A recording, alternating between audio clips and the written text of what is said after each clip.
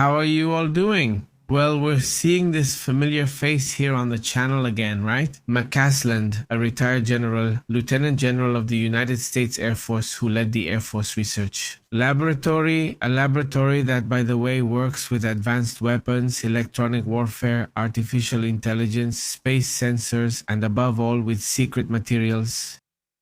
Let's go into the details of what's happening in the world, but this time with a case that has caught our attention a lot in recent days.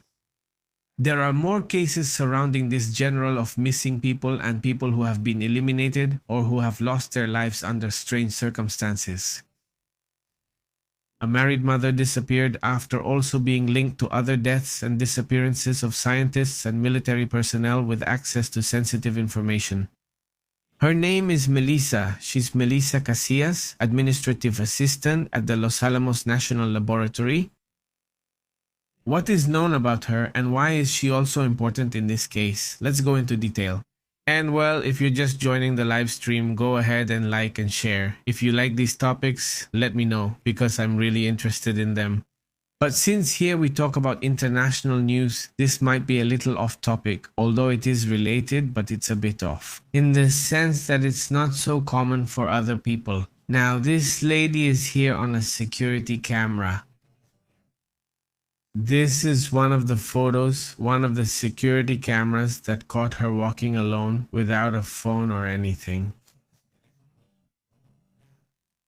The case draws attention, in which, according to reports, she would have disappeared in July 2025. She left her house, she didn't have keys, she didn't have a wallet, mailboxes. This person had a security clearance for facilities related to technology and defense in the United States. Her case could be related to 3 other people with access to classified information and 1 person who has already lost their life and another who is missing. Among them is also the missing retired General McCasland, who was linked to the space program and military technology. Now it is also known, Monica Rez. Monica Reza, a National Aeronautics and Space Administration scientist, is another one of the missing. A topic I recently mentioned to you is how Monica Reza was someone who was, let's say, close to the general. In fact, well, he was actually her boss. So it's not just one, there are several appearances. And this Congressman Tim Burch says he's concerned because there are already several people involved. No, here we're only talking about a single case, where the 4 would be related to the 4 people. How is it possible that the 4 people just disappear in a strange way or simply lose their lives, just like that, with no pretty strange circumstances? The main concern is that it might be espionage to obtain critical information. The authorities have not yet confirmed if the cases are connected, but people are already asking what's going on here, right? What's going on with Melissa's case? What's going on with Monica's case? What's going on with McCasland himself, right? I mean, what's going on around this? That's good. No, it's not being resolved. It's just that people practically don't even want to talk about the subject. Several topics and points are now known about the case of the Lieutenant General. For example, he was connected to Wright-Patterson Air Force Base. But also the Blue Book project is or was there as well, which is just an extra piece of information.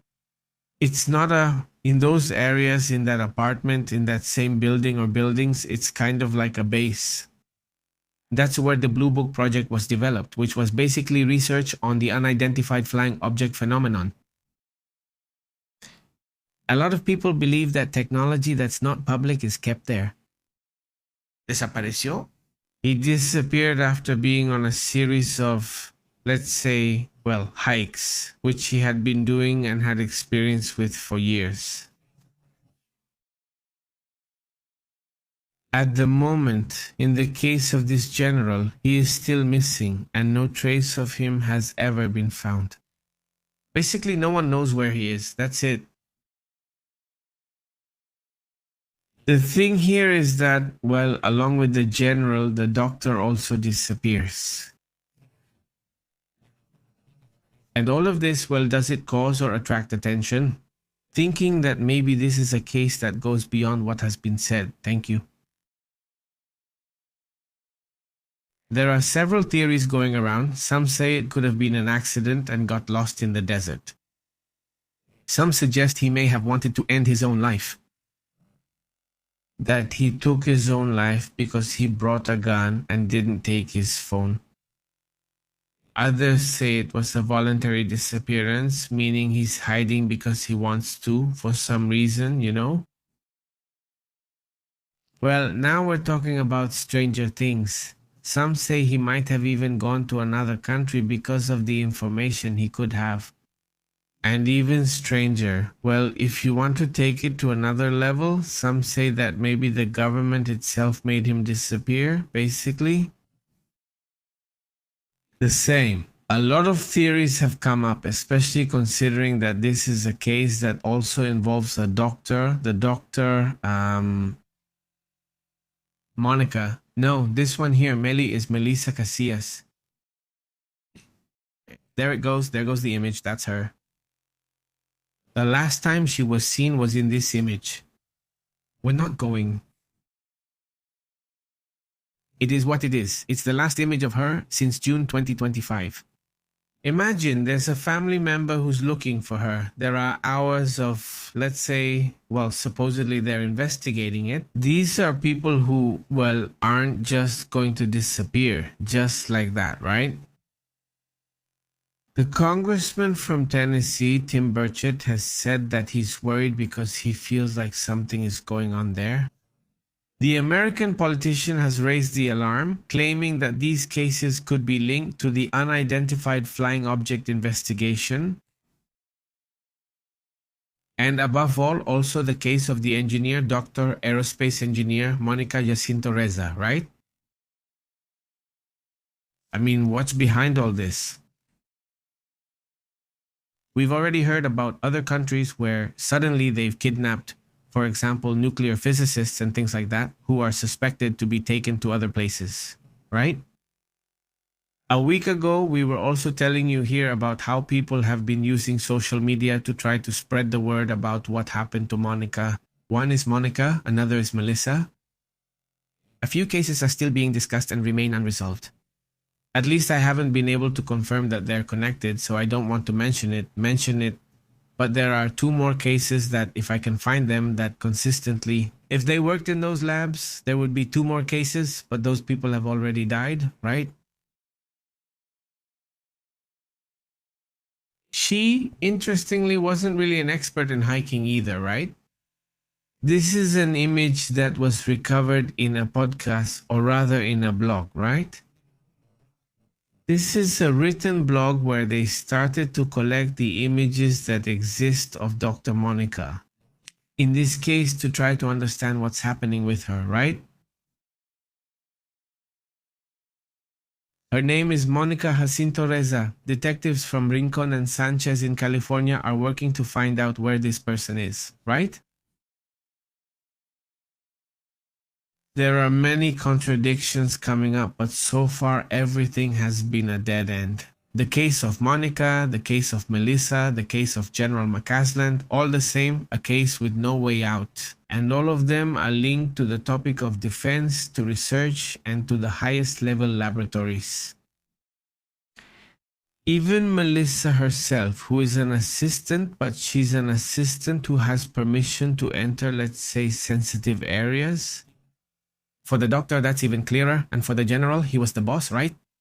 So, there's something here that stands out, and I think, well, I believe it will have to keep being investigated. Now, there's also an investigation that has uncovered contradictions that the authorities still want to discuss with us. For example, there are multiple inconsistencies in the facts in what has been investigated in the case of Monica. One of the most sensitive points is that for the citizen investigators, it is decisive, because there were already routes and times in which people who go to the forest can usually be rescued, and all of that was handled in a very different way. Ahad has also been mentioned, which also doesn't fit with the general context of the case. The investigations also maintain that there was an information blockade at first for the organizers of the search. Another thing that stands out is that there is a report that she was either involved in or had a very sensitive professional profile. In the field of intelligence, in the field of investigation related to scientific and military matters. Another thing that also stands out is that for now, in her case, well, the cases of both Monica and Melissa have already passed. Well, it's almost been a year and there are no leads. I mean, not even any clues. These are people who, in theory, had a lot of connections. Supposedly, they were going to be given priority to find them as quickly as possible, and absolutely nothing.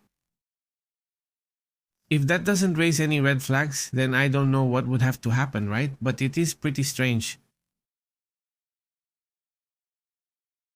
Many people, not just me, think something suspicious is happening here. It's what Burchett himself, the Republican congressman, says. In this case, and especially the general, because the general was key, he was crucial. I mean, the information, the experience he had, very few people on the planet could say they knew from the inside and from the highest level. How is all that handled? The military stuff, the new weapons, the new materials. And if you want to go further, then the topic of these supposed objects they've recovered. But even leaving that aside, that's something extraordinarily strange, and it's connected to all this cyber war that's happening now. Or rather, hybrid war, because this is a hybrid war, unacknowledged yet still present. Of thefts of scientists, of thefts of experts. This occurs not just in the United States, but worldwide. They recruit them or take them if they need something from them. They are influential figures, publicly known, and they go out there to walk alone. Well, obviously it's an area of opportunity for certain agencies or certain intelligence services from other countries. I mean, thinking about that, thinking that it could be something like that. Let's move on to other important matters about what's happening in the world.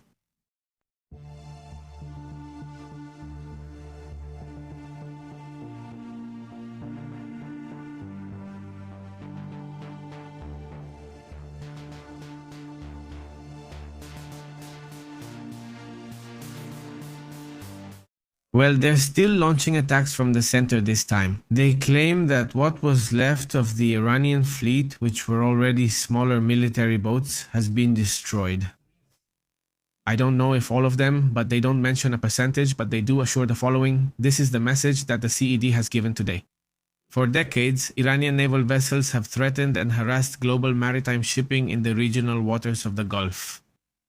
But these days continue. They've simply ended, and well, they show these images. I think what also happens is that they want to create the perception, at least, that there is more security in this area now.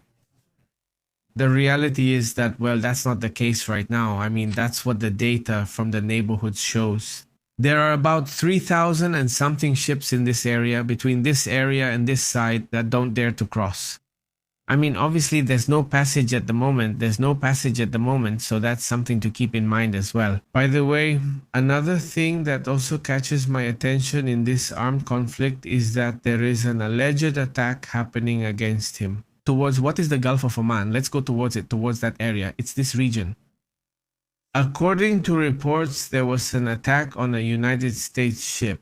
This at least is what the Iranians say, which is also hard to believe because sometimes they tend to exaggerate. It's just that sometimes I don't believe any of them, and not just sometimes, there are tendencies from certain intelligence agencies or governments to exaggerate things, and it's kind of more of the same.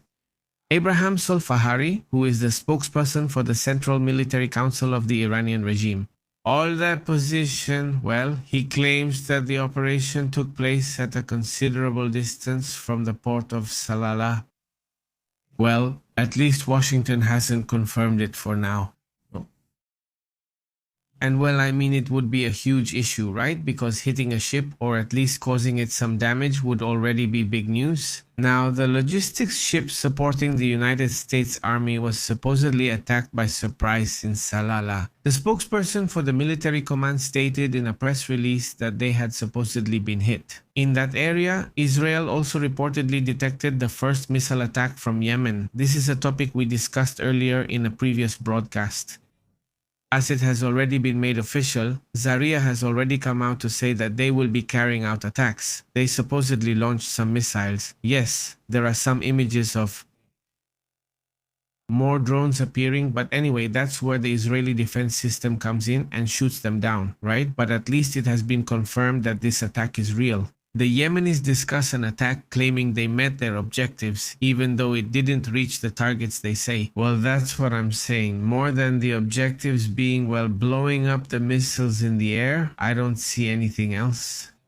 Up until now, from what we know, that's part of what's happening right now. Yes. There have been reports in the city of Isfahan, and we saw that a moment ago. Yes, they have reported attacks, not from the United States, but from Israel. In Isfahan, there have been significant attacks, but there hasn't been a clear reaction from the Iranians themselves. No, for that, we'll have to wait a little longer. Also, another thing that draws attention is this image, this Israeli fishermen filmed the arrival of an Iranian missile at the IAT, but supposedly it was from Iran. We'll have to wait for more details, but look, over there it is. Let's see if you can catch it. Let's see. There it is. It fell over there on some mountain. The Israeli fishermen say it was a missile and probably Iranian. This happened during the day. Well, lately the attacks have been happening in this area. Look, here it is. I'll step back a little. Here is Israel. This is Iran on this side. And what is shown is one heading straight south in the IAT. There it is. In this area, these people were fishing around here and managed to capture that attack.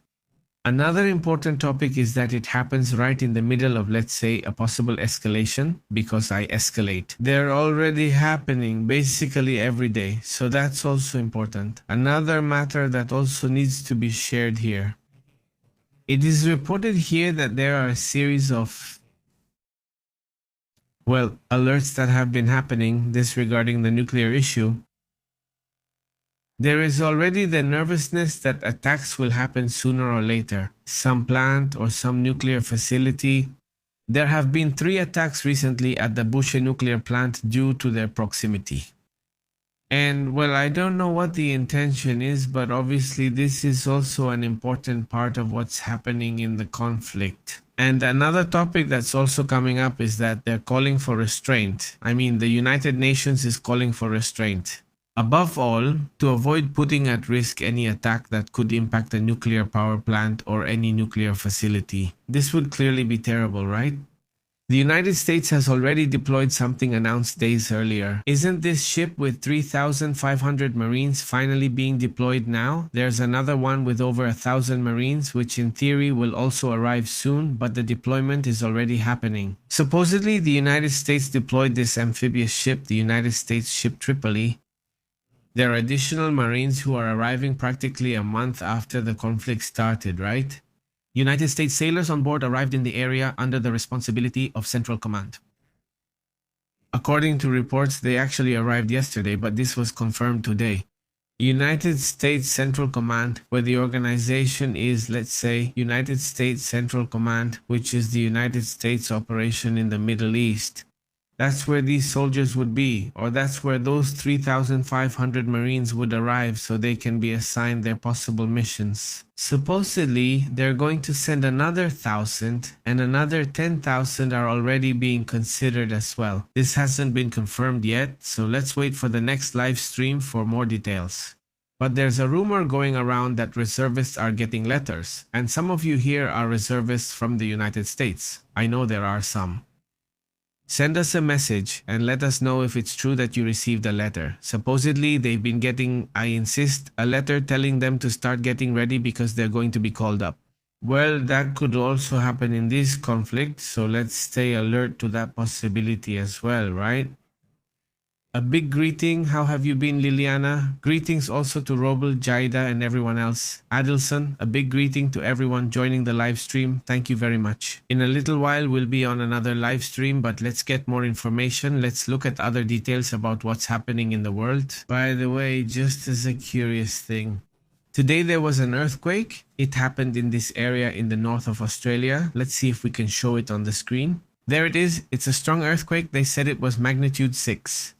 Now they're reporting it's 5.9. Here's Australia. On this side, there it is. That's where Australia starts. Yes, right?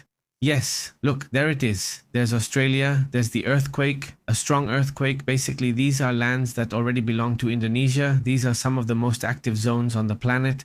Also, well, there was another earthquake, this one in the Philippines, which is this earthquake right here. If we can see it on the screen, it's a little further north. It's there. And, well, another one of the earthquakes was in Papua New Guinea, another strong one, which was a 5.4 in Papua, another very seismic zone as well. But nothing too serious. No, the earthquakes haven't caused any problems so far. Many of them are deep, so that also helps to prevent too much trouble, right? In that sense, let's move on to other matters, other important topics.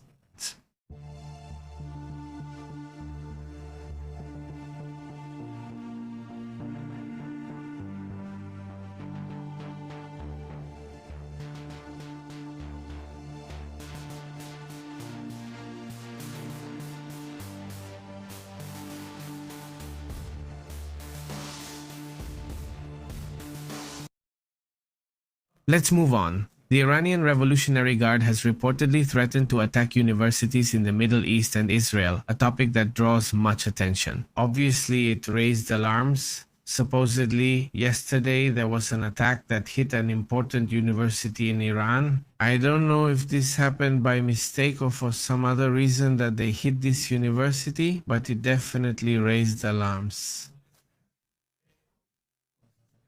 Because if Iran has been doing anything, it's supposedly responding in a reciprocal way. I mean, if they get hit at a gas facility, they attack a gas facility. So if they were hit at a university, they're going to attack a university. Supposedly, that's what they say. After a month of this conflict, the Revolutionary Guard claims that they could target universities in Israel or the United States. It's an issue that was obviously raising alarms. The Revolutionary Guard warned in the early hours of the day. For them, it's already Sunday. They're already on the 29th. They warned that they are considering an attack on Israeli and American universities in the Middle East as military targets. On American universities that are within the Middle East, there must be some kind of campus or something like that around there. I don't know. And well, according to what the same Iranian agency ASMIN reports, which is evidently linked to the Revolutionary Guard. They stated that all universities from the United States, from Israel, and from the United States in the region are considered legitimate targets. This follows the alleged bombing of the University of Science and Technology in Tehran, which happened on Thursday, and then on Friday, I think it was, or Friday, almost Thursday, almost Friday.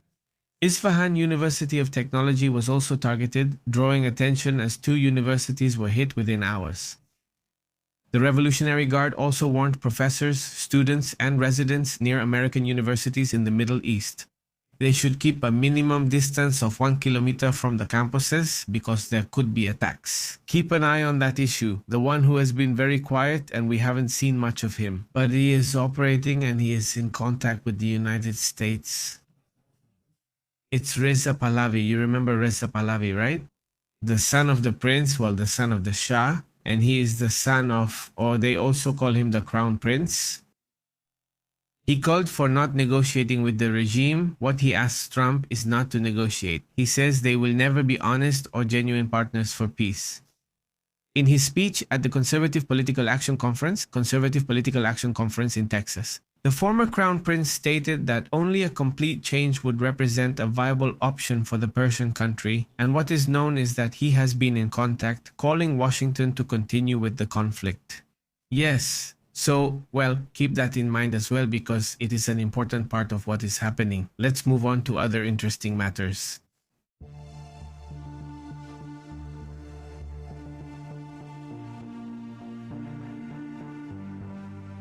Remember that the No Kings March is happening. It's the 3rd day of protest by the No King movement. We'll talk about it with images in the next broadcast. But yes, well, that's the topic. So, well, stay tuned for that. We'll be commenting on it. What's going on with these protests and how, well, crowded they were and all that, right? That's a topic that has also been drawing attention. By the way, the aircraft carrier, the United States ship Nimitz, has arrived in Panamanian waters after visiting several nearby Latin American countries.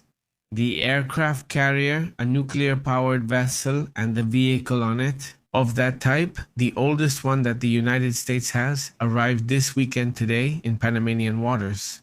This is to go on a tour through Latin America. It's going to stay around here a bit longer, so, well, that also draws attention. It's an aircraft carrier from 1990-175, and, well, there it is, right? 87,000 tons. All about rock, not just about all about the topic. Well, not about rock, but yes, about weapons. Not this one. By the way, speaking of weapons, they're already thinking about what the next phase of the Strait of Hormuz will be. They haven't even managed to reduce the problem in Hormuz at all. And Donald Trump is already thinking about naming the strait the Trump Strait.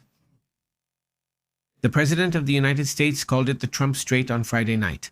It was yesterday, the Strait of Hormuz, the area controlled by Iran, through which 1/5 of the world's crude oil passes. And he compared this to changing the name of the Gulf of Mexico. Or as if saying that, well, they're going to put their name on it because, well, he's going to control it. He's not controlling it at the moment, and there are still no signs that he's going to do it. We'll see. We'll see if this military move will happen or not, but it's practically the only way. Meanwhile, right now, the price is 55% higher than it was. It's a very high price. The price hasn't gone up that much. The European Brent, for example, is up 55%, close to $110, $120 more or less. For them, the West Texas has also been around $100. The West Texas was at $48. Before all this started, it was at 48. Right now it's at 100. So yes, it's also very, very dramatic. Gas has also become more expensive. Gas has gone up by 70%, reaching up to 54 euros per megawatt hour. That's what it's costing Europeans, 70% more expensive. I mean, obviously, how are Europeans going to want to participate in this conflict? If it's only brought them trouble, and on top of that, without even consulting them about how their participation could be, nothing, just, well, so now how did the stock markets close on Friday? Remember the IBEX, right? Actually, it dropped 8% in Frankfurt, 11% in Paris, 10% in London, 8% in Milan, 8%. I mean, Asia, don't even mention it. I mean, Asia, just starting with Korea.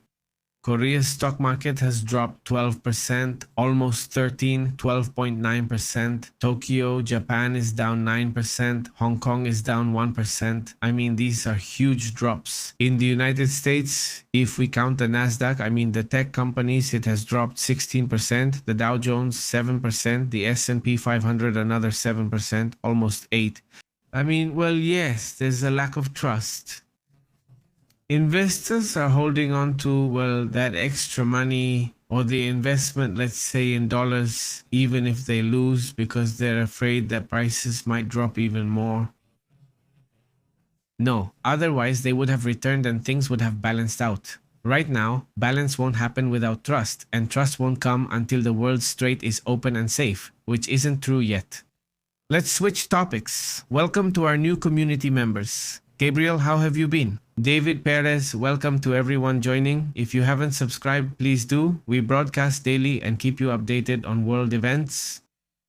Alright then, let's move on to the comments.